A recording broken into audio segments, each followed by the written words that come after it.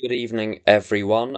Tim Addict, and so we're halfway through step 10. We'll perhaps conclude step 10, maybe get on to step 11. We'll see. So we're now at the so-called step 10 promises. A note on promises, sometimes people refer to the step 9 promises as the AA promises, but all the way through the book there's a very systematic method of saying, this is the situation, this is what we think you should do. We did this, and when we did this, this is what happened, and those are the promises. Now, these particular promises are the promises of having got to this part of the programme, so having completed the amends and engaging wholeheartedly in the process of the last 3 steps. So what we get from this is all of these things which follow. I think it's useful to note that this real neutrality around alcohol, which it's going to talk about, and of course therefore drugs or whatever else it is that got you here, it does require the completion of the first 9 steps and the engagement of the last 3 for that to come alive. Whenever I've talked to people who've slipped and they ask for sponsorship, in every case either the amends weren't completed or there's been a dropping off of 10, 11 and 12. It's not some great mystery as to why people relapse after many years. But anyway, line by line, we've ceased fighting anything or anyone, even alcohol. Now, the programme in the big book often tells me what to do by the back door. So, having told me that I have ceased fighting anything or anyone, it's really telling me I should have done this myself to render myself in the state of stopping fighting anything or anyone. There are all of these hidden instructions, so I go, ugh, shucks, busted. And it turns out I've been fighting people and things and ideas, and I'm to stop. Now, this leads me into a very controversial domain. I know people in CA and other fellowships who are activists and politicians and so on. And I'm not going to express any opinion on whether those are valuable activities and whether or not they're valuable activities for other people in recovery. All I know is that sort of approach to making change in the world, bringing about change in the world, doesn't do me any good. I don't have the temperament for it. And I don't know if that's because I'm an addict or for other reasons, but I'm better off not fighting anything or anyone. And this hooks into tradition 10, so not having opinions on matters that don't concern me. Because I get very exercised about things. I can't just note things neutrally and go, ugh, look at that terrible thing happening. Oh dear. I then start to think about it. I start to fuss about it. I haven't found a way around that. And there's a bit in Dr. Bob's Nightmare where he talks about drinking being not a bad thing, but it's a privilege that he's abused so frightfully, the privilege has been withdrawn. And I think fighting anything or anyone is a privilege that has been withdrawn because I've abused it. Now, anything or anyone does include me, so I'm not to fight me. What does that mean? It means that when I'm doing things wrong, and I make a lot of mistakes and I get a lot of things wrong, I don't fight myself. I do what Brother Lawrence says in the little pamphlet, really. It's not even so much as a book. He says when he discovers a situation where he's misbehaved, he goes to God and says, if I'm to get this right in future, you'll have to show me what to do. Because I obviously don't have the strength. You're going to have to give me the strength because I obviously don't have the strength.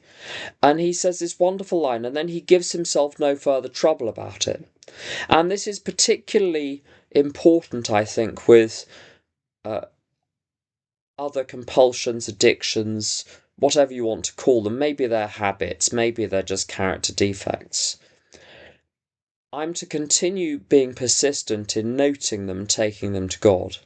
But I can't fight myself. It doesn't work. I end up with a greater explosion than before. For this time, to go back to the reading, for by this time sanity will have returned. There's a very interesting passage elsewhere in the book.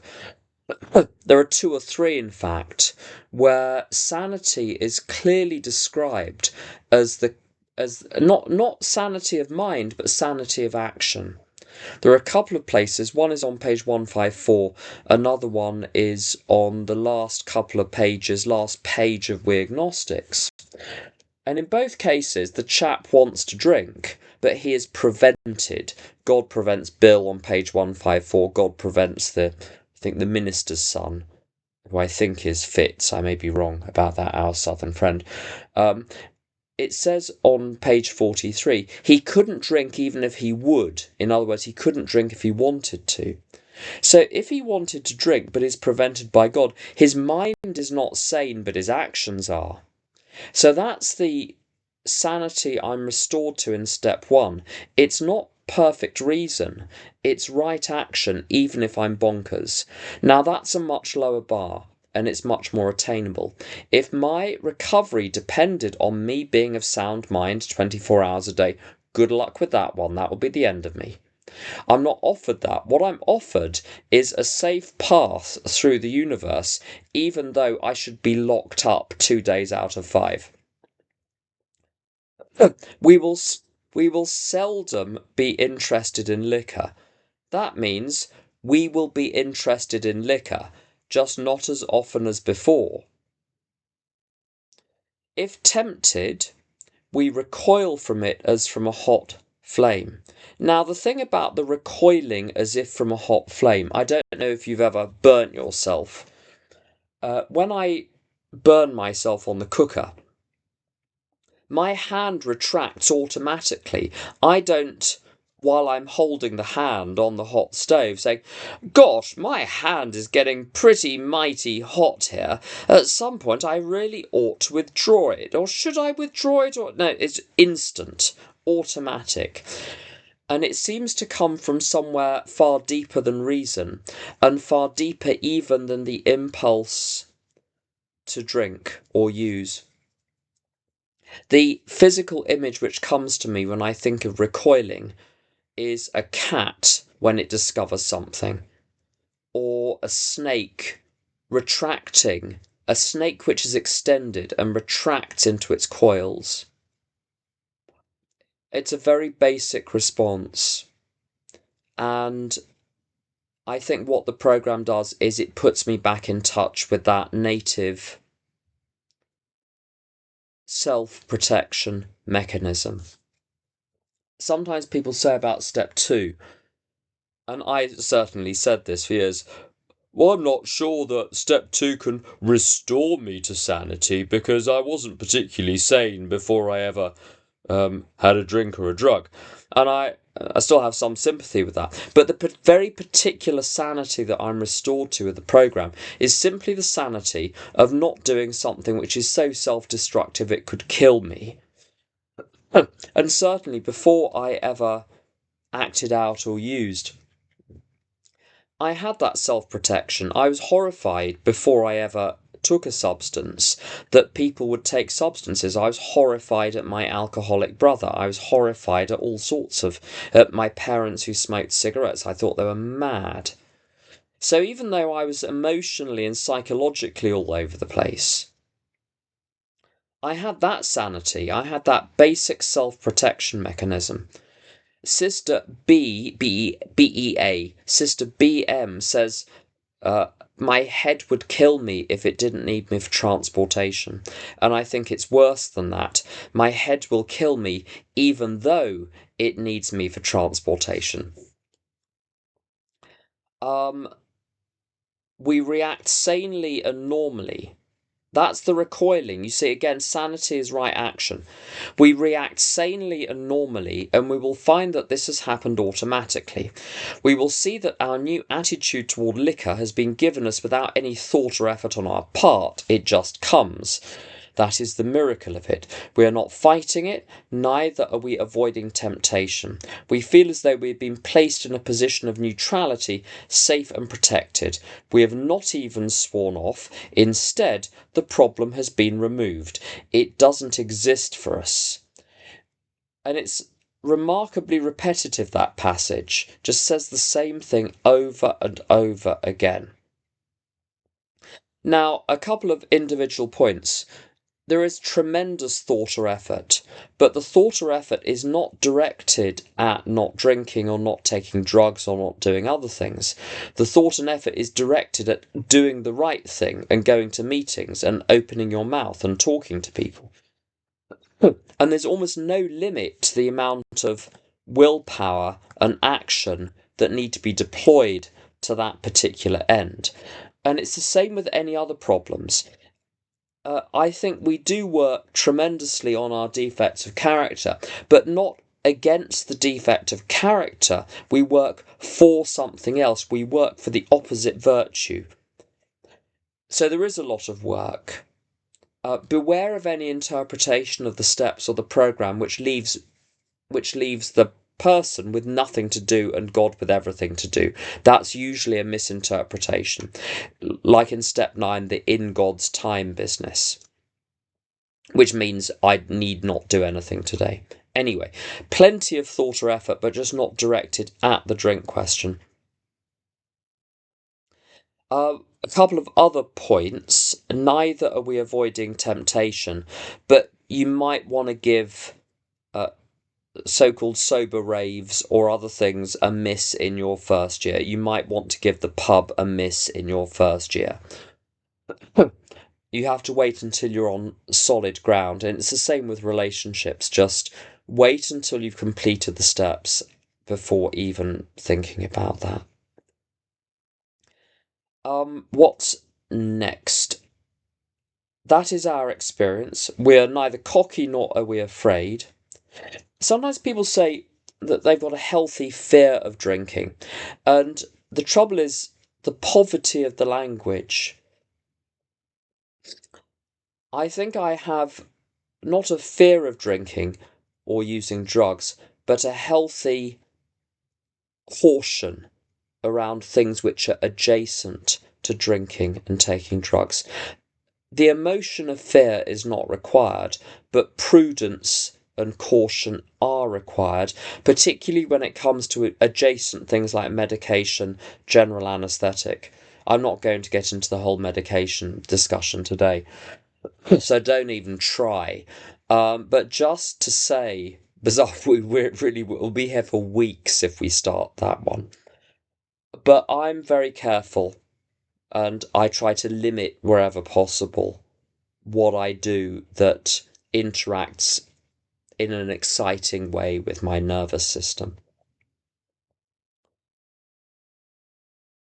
That is how we react, so long as we keep in fit spiritual condition. Now, there's an interesting observation, which is that we say we have the spiritual awakening as the result of these steps. And we tell people you have to have a spiritual awakening to stay sober. And in a sense, that's right. But the question is, if that comes later, how do you stay sober long enough in order to actually take the actions to stay sober? It looks like a catch-22 situation. It looks like the key is on the other side of the door, but you're locked on the inside. How do you do it? And I think the answer to that is fit spiritual condition is not a location you find yourself in, but a direction in which you're moving and a speed at which you're moving. And the best image for this is, imagine a journey through a forest which you're undertaking on a bicycle, and the bicycle is one of those old-fashioned bicycles where the light to come on must be powered by a dynamo, which is powered by your pedalling. So if you're pedalling, the light will come on. Now, someone could be at the beginning of their journey through the forest, but they're pedalling hard on their little bicycle, the light comes on, fit spiritual condition, safe from accident or impediment. Someone is much further on, but has stopped pedalling and the light goes off. So, fit spiritual condition, I think, is about pedalling in the right direction. What's the direction? God. What does pedalling mean? What does good pedalling mean? And I think you could talk for a long time about what fit spiritual condition is. But I think basically, taking yourself with a pinch of salt, building your life around CA or whatever the fellowship is, rather than building CA around your life, doing what is universally suggested as the programme. Do a bit of step 10, do a bit of step 11, proceed with the steps, go to meetings, call people, don't go to dodgy places. You'll probably be fine. Bit of prayer and meditation. But it's essentially not even the actions. The actions embody something, but what they embody is an attitude of, I can't be trusted, but God can. So I'll trust God and do the next right thing. And that will carry you through the next 24 hours, however mad you are. I wouldn't give you tuppence for my state of mind on some days, but I always carry on doing the right actions. So, next paragraph. It is easy to let up on the spiritual program of action and rest on our laurels. Note that spirituality is a program of action, not a program of... I know that it's a wonderful line. Don't just do something, sit there. The Buddhist idea. I think it's wonderful for transcendental meditation, and there's a lot of wisdom to that about slowing down and pausing and so on. But the chief spirituality of AA, per the Big Book, is one of concerted action. I don't know if I've mentioned this before, but when I was in my third year of recovery, it really became apparent to me that I didn't have much of an active communicative life with God. I thought, well, I shall up my prayer and meditation. So every day I dutifully read my little book on Buddhist transcendental meditation. And the book was terribly good, lots of very, very great insights in it, and it's a book that I sometimes use today because it just captures so many ideas very well, and it told you what to do. And I would sit there in a particular position, and it tells you to observe your thoughts and relax physically, but be upright, and lots of instructions, and I followed them. I would become, 2.5 years sober, suicidal within minutes of doing this. And I looked at the book, I had another look at the book, and it said, you might have to practice this sitting, as it was called, for up to 20 years before you start achieving really palpable results. And she said it'll be a marvellous journey. And I thought to myself, you're on a different schedule than I am, honey bunch. I will be dead by tomorrow if I carry on doing this. I'm going completely mad. And instead, my meditation in my third year, I put down when I finished the book and it had extracted the useful information from it, the philosophical side of it, which was brilliant. I picked up a book by Rabbi Lionel Blue, which was, if anyone is my age, and I'm 1,000 years old, you'll remember him from Radio 4. He used to do Thought for the Day, one of the people that did Thought for the Day on Radio 4 on the Today programme at about 10 to 8. And he was brilliant. He'd come over to England in the 1930s, as did so many others. And he was a real personality. And this wonderful book, it was by him and Rabbi Jonathan Maganay. And it was just a collection of a few hundred little sayings and poems and tidbits from Jewish religious and non-religious stories, and I just took one or two of those readings a day and thought about it, and it put a spring in my step. And I thought, this is better than all that sitting there, because it gave me something to work with. I can be very, very quiet and I don't do transcendental meditation, but I can be very, very quiet today and be so for a long time with absolutely no problem. I don't become suicidal. I have no problem being alone with my own thoughts. But that took 32 years to get there. So when you are alone with your thoughts, you're going completely mad. Maybe you want to go to a library and buy a book with witty aphorisms about how to live a spiritual life. That might do, as it did with me, might do you better. So the spiritual program of action, it's not because this AACA Al-Anon thing, it's not because we've got a better take on spirituality than everyone else. We're starting at a different level. We're starting with an addict brain. And the addict brain is not necessarily suited to some of those fancy, sophisticated, wonderful things. Action and things to do, things to read, things to concentrate on, things to think quietly about as opposed to oneself. So spiritual program of action, rest on our laurels.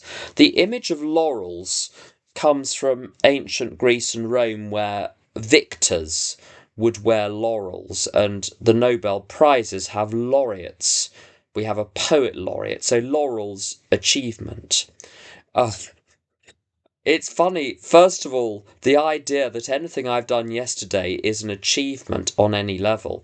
I heard someone say in a meeting many years ago, we learn to act like normal people and we want a medal for it. We want constant praise for just breaking even and not being a complete shit to all the people around us. So some laurels, some great. Now it is an achievement in a sense, but there's nothing to rest on. If you've ever sat on bay leaves, they're not comfortable either. We are headed for trouble if we do, for alcohol is a subtle foe. The people that prompted or supported the writing of the simplified version of the Big Book, the so-called plain language Big Book, they've got a point on some things, and here is one of them. Alcohol is not the foe. The desire to drink is the foe.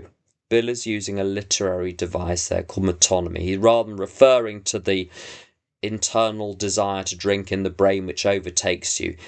That whole system is just referred to as alcohol. But it's dangerous. That literary device is dangerous because it makes it look as though the problem is out there, and it's not. The problem is that I've got a loaded gun in my pocket.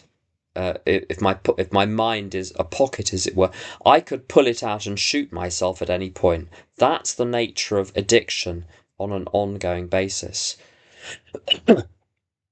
A friend of mine a few years ago, poor old soul, relapsed, and a few years before he relapsed, he did a talk at a workshop where the topic was, why do people relapse after a few years in recovery? And he'd been sober a bunch of years, relapsed, got back, was sober another bunch of years again, and he told a story about how he thought it might happen, what happened last time, how he thought it might happen again, and a few years later he enacted the very thing he'd prophesied in that talk. And here's a really interesting meditation. Ask yourself, if I were to go out, what would be the pathway? And the drug is usually not the first step. There's a little pathway that leads there. We all know what it is. And for everyone it's different. There might be multiple pathways. So I've got to ring fence. I've got to be careful about the things which are adjacent to relapsing. But also, the main thing, that's a sidebar. The main thing is to keep up the spiritual program. We're not cured of alcoholism. A friend of mine says, if you recover from a gunshot wound, that does not confer protection against being shot again. And I think that's a very good way of capturing the idea we've recovered, but we haven't been cured. It could get any of us. Now, that's not to say we should huddle and go, oh, where is it? Like the Wicked Witch of the West when she suspects that someone is going to drop a house on her too. We don't need that level of caution, I don't think. But one does need to be careful.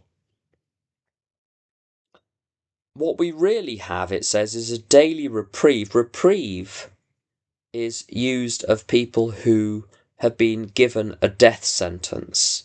So the death sentence is put off a day at a time. Very cheerful. What we really have is a daily reprieve contingent on the maintenance of our spiritual condition, which we've already talked about.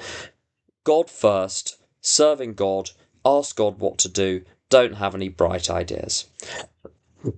One often hears talk of, the particular problems that people encounter with late recovery, or the problems of later recovery, or people getting into the most frightful trouble, years sober or years clean. And I'm going to be a terrible person saying this. I don't think it's necessary. It's going to happen to a lot of people. It happened to me. It wasn't necessary. Now, when that happens, if you find yourself in a terrible state at, 126 years sober, or 12 years sober, or 4 years sober, don't look for some special magic process. I heard Bob D say, if in doubt, go back to pages 84 to 88, pretend you're really stupid and you know nothing but those 4 pages, and just do literally what it says. God, please direct my thinking. Please divorce my thinking from self-pity, self-seeking, dishonest motives. Just do it. Even if it's mechanical, do it, and just do that. And nothing gets me back on beam so quickly. And then you can do a quick inventory in 2 hours. Take your major relationships and areas of your life, diet, exercise, money, job, spouse, children, pet, home group, a few more if you have other areas, and just ask yourself the questions on page 67. Mistakes, self-seeking, selfishness, fear, dishonesty, blame. Where was I to blame? What are my faults? What are my character defects? What are my wrongs? In 2 hours, you'll give yourself enough to work on for 2 years. It's not hard. It's not complicated. You don't have to make something up. Of course, you might want to go back through the steps systematically, but in a sense, you need to get yourself back on track first. If you or I, and I did this a few years ago with a friend of mine, we were doing step 8, and we decided to make a list. He did his list, I did my list. And we made a list. We gave ourselves half an hour. What are all of the practical things that need to change in my life? What do I need to stop doing? What do I need to start doing? What do I need to do differently? And I bet in half an hour, you could come up with 100 things, 50 things, which if you change one of those, that it would change your life. Here are a few. Do pages 84 to 88 every day, unfailingly, verbatim, exactly as it's presented. Go to at least 3 meetings a week. Talk to people in recovery every day. Eat some healthy food. Exercise every day. Get to bed half an hour earlier every night. Just go to bed earlier. Get up earlier. if one did just those things, 90% of one's psychological problems would disappear. What needs to change is not complicated. And the terrible trap when you're sober a long time is to think, because you're sober a long time or clean a long time, that there's something mysterious going on and that you need special help from a special person and some special process which will take a year to work itself through your system. The ego would love that, because then you have to go on a hunt for 5 years like Sancho Panza looking for some myth or to find the right sponsor. Can't find the right sponsor. All you need is someone who can listen to your step 5. It's not complicated. The ego wants to put things off. It wants to make things complicated. It wants you to take a year over your steps so you do them thoroughly. Now, if you're in a decent condition, I think that's a good time to sit down and do everything really thoroughly just to make sure you haven't missed anything. But if you're in trouble, maybe especially years in, so you've done the technique before, you're sponsoring other people, but you're effed. You need something quicker than a year. You need to get back on track. And you'll hate it. If you, as I say, sit down, piece of paper, 2-hour inventory looking at each area, or if you can't even face that, half an hour, what needs to change in my life? You'd be horrified, and you'll know that 99% of what needs to change is on that piece of paper. Then you have to start doing it, because the spiritual life is not a theory. Now, step 10 is not all bad news. It's not all, mustn't be selfish, mustn't be frightened, mustn't be this, mustn't be that. We get on to the really good bit now. So the way to get rid of character defects is to do this little bit which I'm reposting. Every day is a day when we must carry the vision of God's will into all of our activities.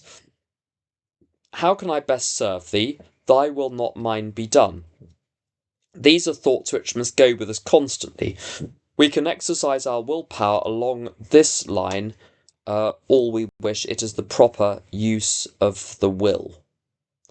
Now, I remember the most fraught emotional situations with lots of family round me being triggered left, right and centre. But having that line... Every day is a day when we must carry the vision of God's will into all of our activities. How can I best serve thee? Thy will, not mine, be done. And I kept saying that to say to God, what do I say next? What do I do next? What do I say next? What do I do next? And God gives you what to do, one line at a time, one action at a time. So the way I get rid of all that crap that I found on page 84 is to do this good stuff on page 85. So step 10 is not just about uncovering things, it's about replacing them with something better. C.S. Lewis, in one of his essays, talks about our role in life. And he talks about a character in Lear, King Lear, who the character is second servant. And as in many Shakespeare plays, there's a lot of blood on the floor. And old Gloucester, as he's called, the Duke of Gloucester, gets blinded, I think, and done in. And second servant, his only role in the play is to attempt to avenge old Gloucester for the injustice done to him, and he raises his sword and he himself is killed. Second servant. And C.S. Lewis's observation is that he has played his part well. And that's the end of it. Whatever my part is, I don't have to have a view on whether my life looks important enough to my liking, or important at all. It looks trivial, which is why I don't think about what the point of my life is. Because what I've learned to do is to trust that if all I do is what I think God's will is for me, moment by moment by moment, that builds up into being a life which is valuable, even though I may never see how that life can possibly be valuable. My job is to play the part well, and the part I'm given is second servant. Not first servant, not servant in charge of the other servants, but second servant. And when I carry that attitude of second servant at home, his Nibs is not around right now as at some work meeting, but when I'm in my right mind, which is a lot of the time, I treat myself not as the owner of this property, which I am. I treat myself as the housekeeper. And he's the resident, I'm the housekeeper. And when I remember that's my role, we get on so well. I just bustle around cooking things and cleaning things, and we get on like a house on fire. He's so happy with the arrangement, and so am I. Don Pritz said, if you want a good marriage, it's just like a relationship with God. You say, thy will be done. So much for the modern ideas of what I don't even know how to express it. Stating your needs, I think that's the phrase. Expressing your needs, otherwise they won't know what your needs are. As if you have special needs or something. I don't know what any of that's about. How can I best serve God? By being helpful to the people around me. That is it. It's so simple. Thy will, not mine, be done. The constant reminder. Now it says we can exercise our willpower along this line all we wish. It is the proper use of the will. Now, I'm going to say something which is terribly politically incorrect, but it's not something that I said, it's something I heard. A very old man I heard many years ago in the Algarve in Portugal. He was Flemish, military bandsman, and he lived in the Algarve. And now, the word sissy, it could mean different things historically in British English. It could mean homosexual, it could mean coward, or people just run away from responsibilities. And I remember him saying, clear as a bell, recovery is not for sissies. Now, he didn't mean anything homophobic or genuinely insulting about it, but he was trying, and actually did very well, to convey the idea that you need a bit of gumption to recover. You need a bit of courage. Now, whatever courage I lack, God will supply the rest. So if one is very fainting, if one is very small and weak, God will provide the shortfall. But one has to use whatever one has. I was pointed to a book in the Bible many years ago. I think it's Luke chapter 23, I may be wrong, where there's a widow who only has 2 coins and puts the 2 coins into the collecting box, and she's good to go because she's given everything she has. But if you don't give everything you have, what you have will be ripped away from you anyway, but bit by bit. And there'll be a long, slow process of you being ground down to nothing. And what this person said to me, just make the decision now. Get ahead of the curve. Give everything now. Then you won't have to have everything ripped away from you. And that's the courage to say, as I said earlier, I'm going to build my life around recovery meeting steps God.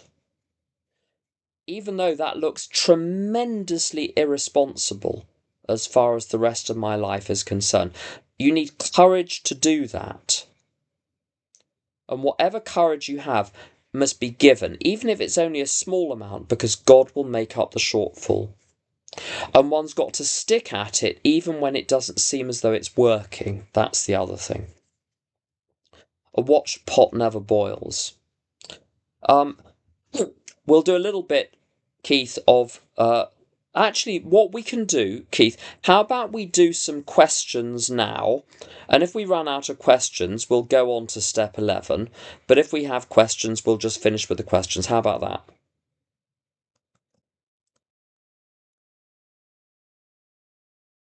Very good. So feel free to just start popping questions in there. To use the time, I'll start saying some things. If questions start coming in, I will start to address them, but I'm going to have a little go at the next bit. Much has already been said about receiving strength, inspiration, and direction from Him who has all knowledge and power. Now, a lot of people struggle, as they say, with the God word or the idea of God, and I understand that. And as we've said before, it's easier to start with a blank sheet of paper and build up from nothing than to try to deconstruct some rotten idea of a punishing God or something and then try to turn that into something else. And this line tells you everything you need to know, at least to begin with. Him who has all knowledge and power. So the two things we know about God are, first of all, God has all knowledge. He knows everything, past, present, and future, and He's able to do anything. In other words, we can trust God. A friend of mine says, remember that God is of above average intelligence, so you don't need to explain things to Him very carefully. He'll get it. Just say it as it is. And you don't need to repeat yourself because He's got a good memory. You might need to repeat prayers for you, but those are not for Him. And this is the basis of trust. God will tell me what I need to know, what I need to do. And if I do the right thing, everything will work itself out. And what matters about God is not God's running in the universe, but His specific relationship with me. So receiving strength, inspiration, and direction, really it should start with direction. The direction and the strength, those are the two commodities of step 11. What to do, which is the destination on the satellite navigation system, or the route on the satellite navigation system, and the petrol in the engine to get there. An inspiration we'll discover on page 86 is one of the three methods by which God speaks to us. And the three are inspiration, intuitive thought, or a decision. So we've got some questions coming in. Someone said, so it sounds like one shouldn't even contemplate how they would go out because that's inviting trouble. Don't obsess about it or dwell on it excessively. But I've asked myself this question: what behaviours would put me in a situation where I'd be more likely to use? What behaviours? I tell you what it is. Any behaviour where I'm acting compulsively or impulsively, where it feels like bodily urges are overpowering me, are a very bad sign if they're making the decisions for me and I'm having to post-rationalise why it's a good idea. Because if I could yield to the impulses around food or sex, it's only a matter of time before the door will be open to other things. So that's what I mean about being careful about the adjacent things. Anything which leaves me acting on impulse or being driven by internal forces, I need to be careful about and start turning over to God to say, God, you get me out of this. I don't know how to handle this. Someone said, can you give me some specific examples of how selfishness and dishonesty or delusion show up in your step 10? I mean, the thing is, the examples of it, you don't need to worry about this definition of selfishness. The dishonesty I'll come to in a moment. The selfishness, basically, it's the catch-all for any defect of character which is not resentment, fear, or dishonesty, goes into the selfishness bucket. And so it's anything where a little voice in the back of your head says, you shouldn't have said that, you shouldn't have done that, or when I catch myself unable to concentrate because I'm mentally preoccupied with something. if I'm mentally preoccupied with something, even if it's something going on in another city, in another country, I'm going on about it in my mind because I've got some mental involvement with it. I've made it my problem. So one doesn't need to worry about definitions. My basic condition, a good condition for me, is when I look at the clock, 3 hours have gone by and I didn't notice because I was just so engaged in what I was doing. Time is flying, just buzzing along. If I'm aware that I'm trapped in my own thoughts, I'm necessarily somewhere in selfishness, dishonesty, resentment, or fear. On the dishonesty, if your conscience is developed, then you'll know when you're telling a porky to someone else. If you're not familiar, porky pie is a lie, Cockney rhyming slang. Porky. I forgot there were some Americans on here. Other forms of dishonesty. If you're doing something and you think to yourself, I'm really glad people at my home group can't see me doing this, you probably shouldn't be doing it. If you're worried about who's spotting you go in somewhere or come out of somewhere, you probably shouldn't be there in the first place. Basically, it's your conscience which is telling you that there's something which needs attention paid to it. So that's, I think, the answer to that. Now, this is a $64,000 question. How does one know whether it's God's will or my own? I think American baseball coach from maybe 50, 60 years ago, Yogi Berra, I think it's Yogi Berra was his name, was famous for saying rather cryptic pieces of wisdom. And one of them was, if you get to a fork in the road, take it. Now, where that came from, he lived at the end of a road, and as you went along the road forked and looped around, so whichever fork you took, whichever side of the fork you took, you would end up at his house anyway. But it's remarkably good. And the reason it's so good, if I'm torn between two possibilities, two things to do, two options, there's one of two things going on. Either it's a very clear argument between selfishness and doing the right thing. And if you're honest with yourself, you know that's what it is. You know that you're motivated by selfishness if you have to call your sponsor and say, I don't know whether to do this or to do that. But the fact is, if it's the right thing, you would have done it 2 weeks ago. What one's usually after from a sponsor is license to do the selfish thing. So this is why the sponsor's answer is almost always no. But there is another situation. And often it's with far more neutral things. Let's say a choice between two jobs or a choice between two holidays or something like that. If you're really tossing up between two things and you really can't work out, and it's not about ego investment, you just simply don't know what the right thing is, there's probably not much in it. So it doesn't matter which one you do. Hence, when you come to a fork in the road, take it. The other methods of knowing whether it's God's will. So I'm going to do the list now, and don't ask me to repeat it because I won't be able to. So if you don't catch it, you'll have to listen to the recording later on. First of all, if the decision doesn't need to be implemented straight away, don't implement it straight away.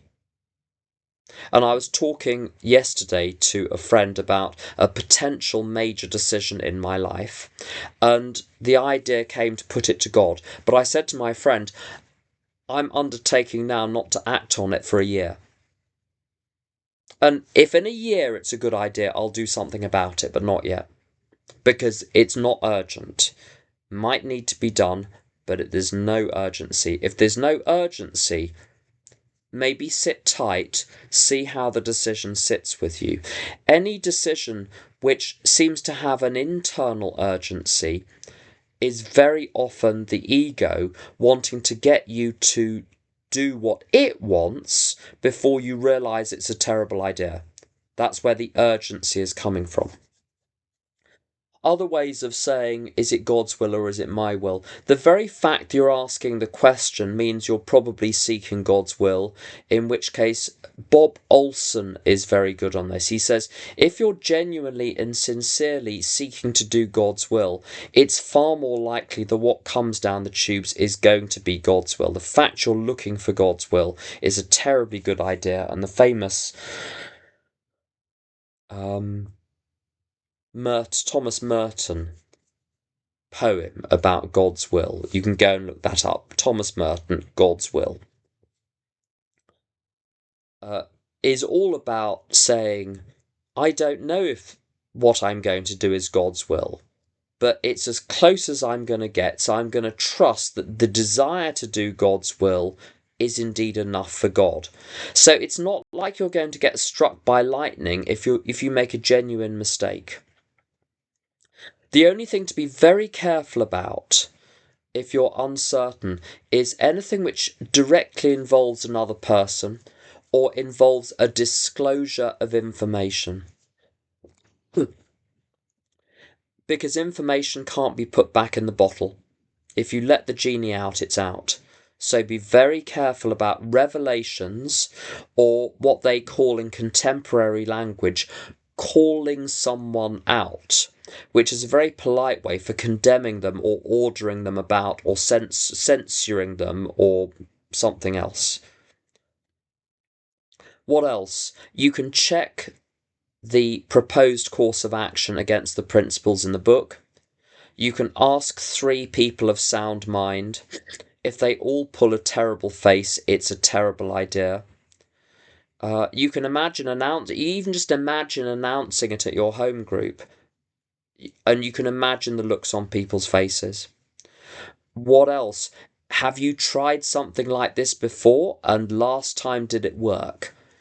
To go back to this question of calling out, the last time you asked your other half to do something or not do something, how did they react? If they ignored it and got angry, don't do it again. That method clearly doesn't work. So there are 100 ways of telling whether or not it's God's will, but ultimately it boils down to sincerity of purpose. And there's a bit in the step 9 bit of the big book where it says, yeah, you think it through. You consult other people. But if the drastic step is indicated, we must not shrink. Because ultimately it comes down to a simple left or right, yes or no. And at the end of the day, I have to do what I think is God's will, even if I don't understand why. Because if you're clever, you can argue anything you want and make it sound plausible. The bad news, if you're stupid, you can argue anything you want and make it sound plausible. So we're all effed. Everyone is effed on this front. So if you're having to talk through and explain to people why it's the right thing, you could explain it the other way if you tried. So what are you doing here? Which is why Jedi mind tricks, Jedi, J-E-D-I, justification, explanation, defense, and intentions, the expression of intentions, best to avoid those. A while ago, someone asked me why I was making a particular decision. I said, I don't know. It's simply the feeling I get from God. When I ask God, I get an incredibly strong feeling. Do A, not B. And the person pressed, and I went on to, and I shouldn't have done it, I went on to explain the reasons. But the reasons were not the reason why I had the feeling. The reasons I was giving were my attempt to explain why I had the feeling, but the feeling, I don't think, comes from the reasons. The reasons come afterwards. The reasons are an attempt to reconstruct after the event what one sensed intuitively. The last defence is someone said to me once, I was proposing a course of action, and he said,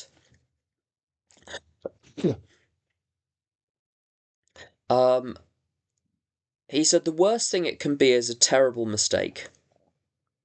And we have a step for that. It's step 10. Admit it promptly. So, next question. Live in recovery and visit the world, not live in the world and visit recovery. Doing this, I've come up against responsibilities in family and work and was called selfish. Whatever you do, someone's not going to like it. Spiritual Paul in East London said, "It's better to be a God pleaser than a people pleaser because there's only one of him." So whatever you do, you're going to upset people. I upset someone last week. Apparently, it caused a great big kerfuffle in an AA group. Oh well, there we go. There we have it. The only way not to upset people is to do nothing at all, and that's not an option. Now, the thing is, it's not that one doesn't have responsibilities. My experience is that there is a way of doing all of the things that need to be done if you let God guide you and cut all of the flab out of one's life, all the things which really don't need to be there. It takes a couple of years to really get into the swing of this, but if you cut out everything that's not necessary, you'll suddenly discover there's plenty of time for what is necessary. Having said that, there are certain employers, there are certainly certain family members for whom nothing will ever be enough. Once, I remember, this was 25 years ago, I was in a relationship with someone in AA, and the person prior to my current person. And we split the Christmas holidays between my family and his family. Now, as it happens, of course, one of the families has to get Christmas Day with us, and the other family would not get Christmas Day with us. And this year, what we arranged was to have a few days with my family, go and stay for a few days with his family over Christmas Eve, Christmas Day, Boxing Day, and on Boxing Day, go back to my family. And my family were getting, I think, 7 days in total. His family were getting 4 days in total. So my family were getting more, but his family were getting Christmas Day. Got the situation? And I returned to my parents' place. And as we went in, my mother was obviously in a stew, and we sat down to have a cup of tea. This was about 3 days before Christmas. And my mother started to take all of the Christmas decorations down from the Christmas tree. And we said, "What are you doing?"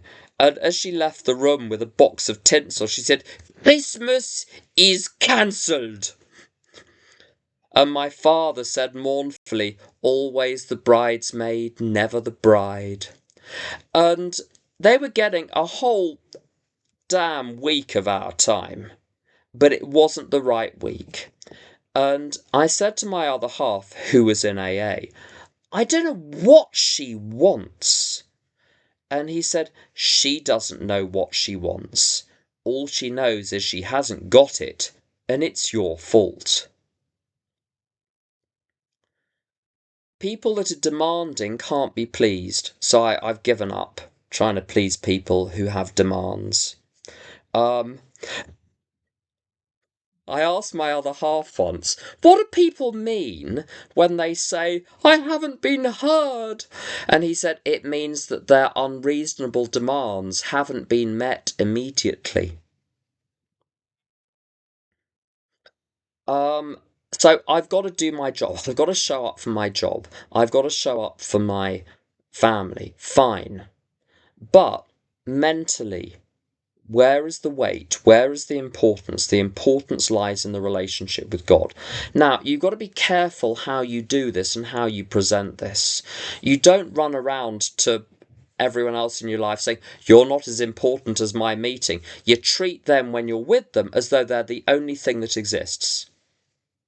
Second servant. They don't know that the most important thing is the relationship with God. You don't go around telling that to people. So you'll get the hang of it. It takes a little while. You'll get the hang of it. Someone said, it was recommended that I get a bigger God. How would you do that? I think the problem lies in the question. The question implies that there's a multiplicity of gods, and one's somehow gone to the store and bought the wrong one, bought one which is slightly too small. So you have to take it back in your pocket or a plastic bag to the shop and ask for a slightly bigger one behind the counter. So the problem is not the size of God. The problem is who's in charge of this relationship.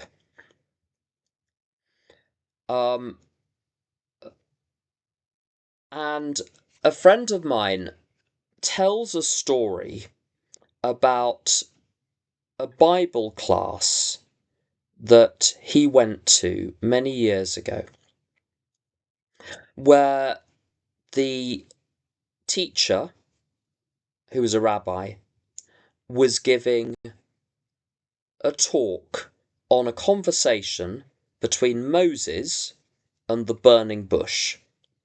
So Moses moseying along, that's not where mosey comes from, by the way. Moses moseying along through the desert, and there's a bush, and it's on fire, and then the bush speaks to him.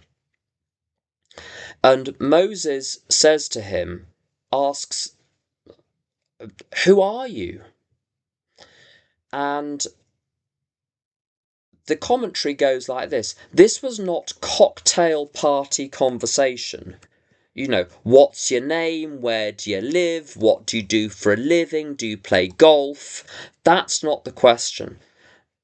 At those times, if you knew God's name, you would be able to perform rituals and sacrifice a goat, and then having invoked God's name, you would gain God's favour and God would do what you wanted God to do for you. So this was Moses making a ploy. I don't know how orthodox in the ordinary sense this story is, so you'll just have to go with the story. This is not Moses being polite and friendly. This is Moses trying to get control of the situation and trying to one-up God. And the answer comes back, I am who am. So those are the 4 words in Hebrew, which, well, really 4 letters, which get interpreted as 4 words, I am who am. And that gets glossed, that gets understood in various ways. One of the ways it gets understood is, I am that which has forever been, and I am that which will forever be. I extend to the beginning of time and space, and I extend to the end of time and space and beyond. So that's who you're dealing with, matey.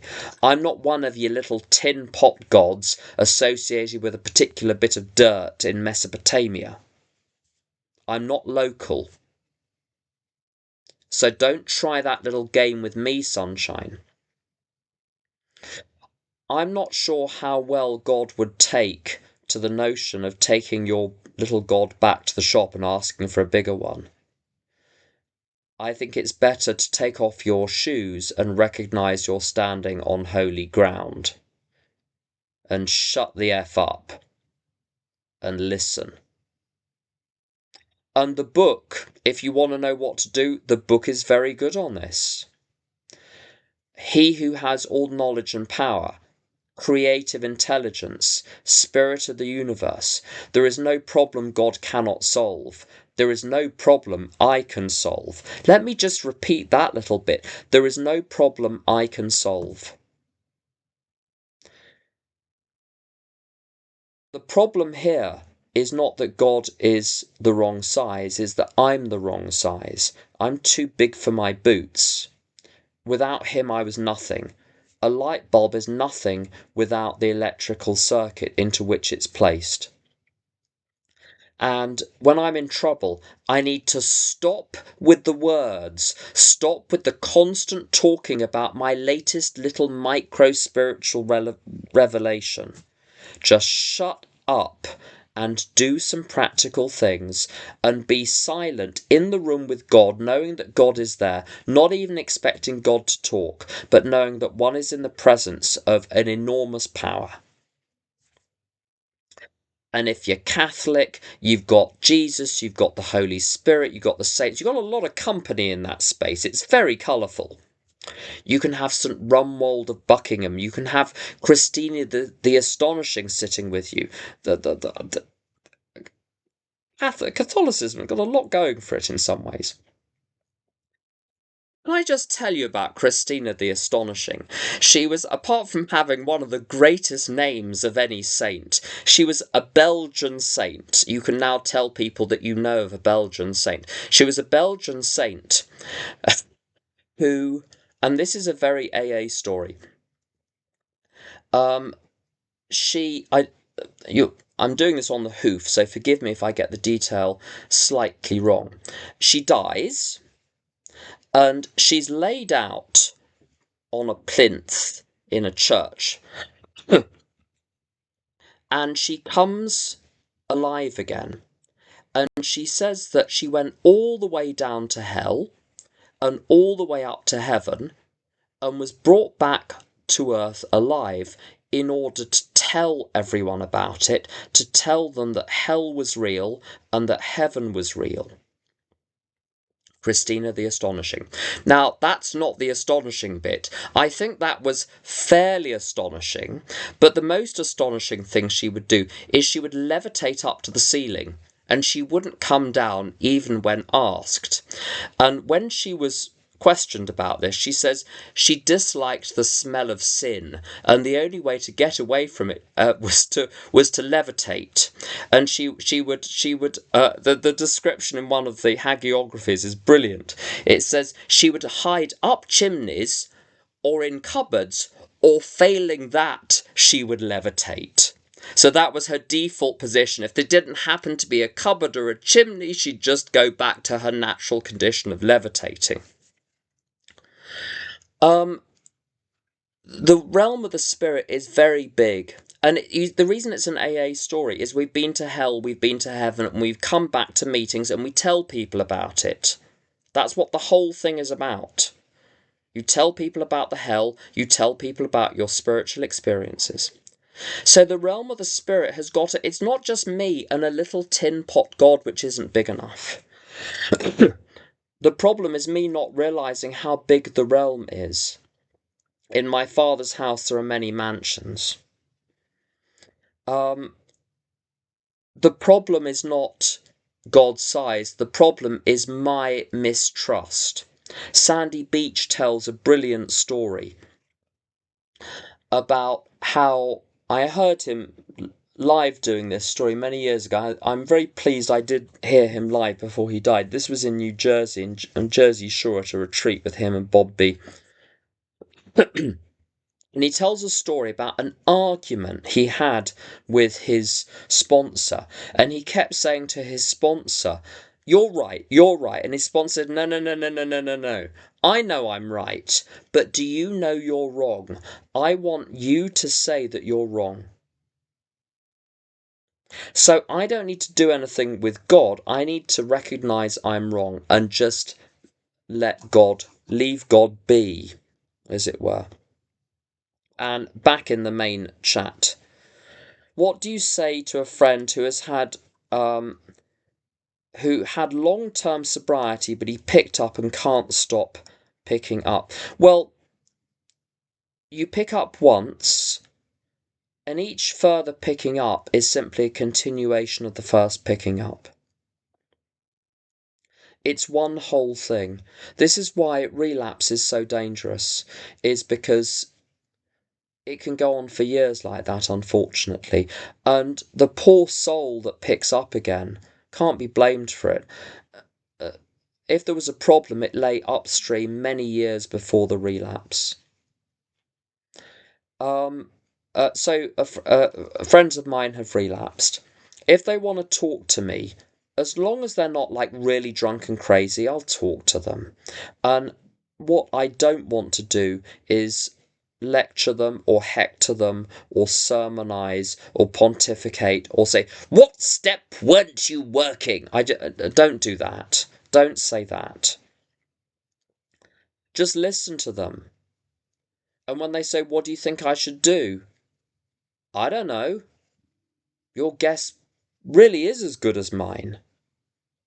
Because there's nothing you can say. But you can be with them, if you can stand to still be a friend and go to the cinema or go to dinner, do it.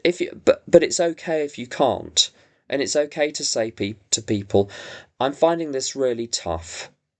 And let's stay in touch, but maybe let's give it a minute. And then maybe we can pick this up a bit later, but I'm finding this really tough." And people have understood that because they feel massively guilty. It's kind of a relief when someone finally says that. But the main thing is you can't fix, change, or control or regulate it. A friend of mine lives in a country town. He has been sober a long time. He says there are people relapsing every week. How can he help the group? The best way I can help my home group, any home group, or indeed the fellowship I'm in, is to have a good program myself. Get enough sleep, eat some decent food, exercise, do my step 11. Turn up at the meeting cheerful. Say my little piece. People will only ask for help if what they see is appealing to them. So my job, as far as possible, is to be as appealing as I can be given the raw material I've been dealt. And that's kinda it. You can't do more than that. If they have the information, if they have the example, it's now over to them. And the last question, we'll do step 11 next week. What do you say to a member who has been around the programme a long time and can't seem to stay sober and has all sorts of notions of the programme that are wrong? Leave him alone, let him stumble, point him out to your sponsees. That's a cautionary tale. I think we're all cautionary tales to someone. Now, the sense I've got here, this makes it's possible. If this is a friend you can really talk to, you can work through some of these things. If they're not listening, don't worry about it. It's nothing you can do. The doors are locked on the inside. But I think the question can probably best be come at if oneself discovers oneself relapsed or just jiggered, so not taking any substances or acting out, but just in a really bad way. Now, when you're wrong, if you have notions of the program that are wrong, if you knew they were wrong, you wouldn't have them. So in any condition that one finds oneself in, one usually thinks that everything one thinks is right. As soon as one thought it was wrong, it would drop out of the portfolio and it just wouldn't be there. So this is the condition one finds oneself when one is in trouble. Exhibit A, my wreck of a life, or my wreck of a mental state. Exhibit B, all of the things that I believe, which are all definitely right. Now, there's something doesn't fit there. If I'm so right on everything, why is my life a mess? Or why is my mind a mess? Or why is this area a mess? It means there must be some things that I think are true which are not true. It's very rarely absolute lack of information. It's usually believing things which just ain't so.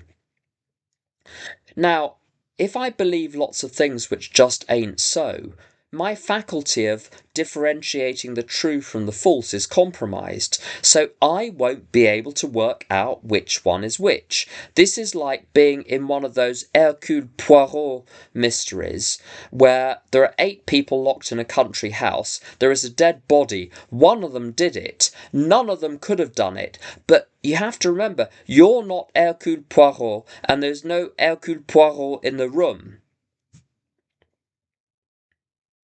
Which means you assume they're all guilty and run like hell. How does this work with ideas?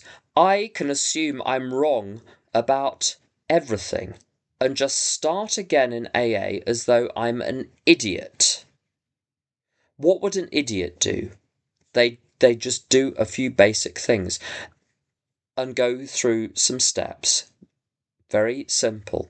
And then when you get to the end of the process, anything in your original ideas which was true and remains true is there waiting for you at the end of the race.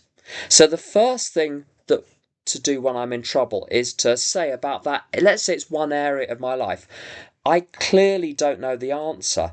That means, like in the Hercule Poirot, everything is suspect. Everything I believe is suspect and must be treated as wrong. And then you say, God, what do you want me to do today? So the focus gets onto the action away from the belief. Now, if you can get that across to your friend, good luck to you. But that's the way out. That's where this idea comes from, this set-aside prayer, set aside everything you think you know.